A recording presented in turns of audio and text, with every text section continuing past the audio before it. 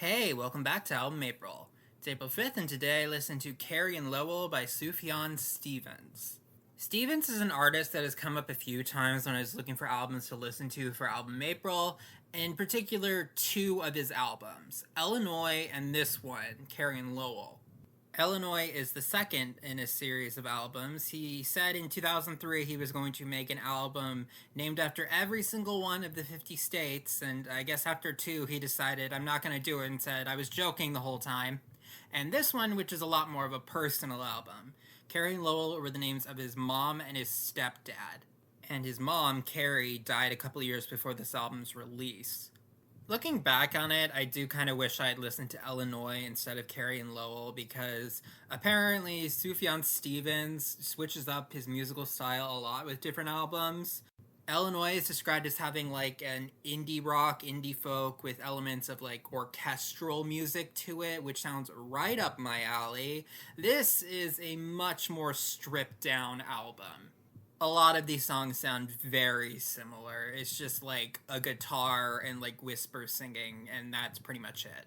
A lot of the lyrical content was very interesting, but the songs themselves were not, at least not in my opinion. I found some of this album to be kind of boring.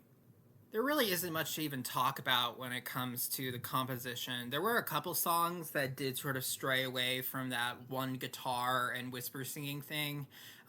The titular track, Carrie and Lowell, did something I liked a little bit more. But the most notable thing about Carrie and Lowell is its subject matter. From what I can tell, Stevens has had a rather complicated relationship with his mom. She wasn't the primary caregiver he had growing up, and it's weird seeing someone deal with the death of someone who they are sad to have them go, but also acknowledges that they weren't exactly the best influence on them when they were still around. According to him, Carrie had a history of substance abuse and self-destructive behavior, and he almost felt like after she died, part of that got passed on to him, and he fell down that spiral as well. The middle song of the album, The 4th of July, is a conversation between him and Carrie as she's dying. And another thing that's common in a lot of Sufjan Stevens' songwriting is his spirituality. He is deeply religious. And he straight up says in the song the only thing that spirituality was the only thing stopping him from just giving up. There's a lot of references to both biblical stories and ancient Greek mythology, other mythologies in his songs. And it sort of made me, make the connection. Some of this really does sound like stuff I would hear in, the Hades soundtrack. Overall, I really can't appreciate Carrie and Lowell as an art piece and, a personal statement. I just didn't really like the way it sounded.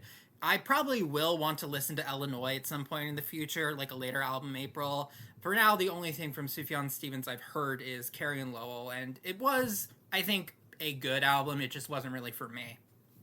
Alright, thank you for listening. I'll see you tomorrow.